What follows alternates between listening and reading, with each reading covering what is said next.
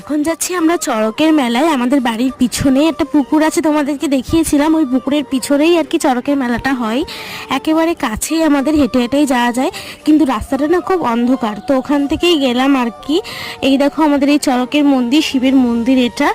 আর এখানে কিছু ছোট করে দোকান টোকান বসেছে আর কি, প্রত্যেক বছরই বসে, ছোট করেই মেলাটা হয়।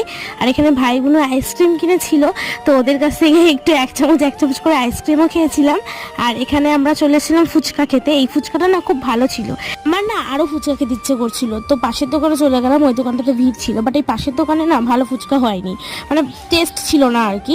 যাই হোক, তারপর পাঁপড় খেয়ে নিলাম, বাড়ির জন্য নিয়ে এসেছি। আর এখানে দেখো কত রান্নাবাটি। বাড়ির জন্য একটা হাঁড়ি নিয়ে গেলাম, এটা তুলসীতলায় দেবো বলে।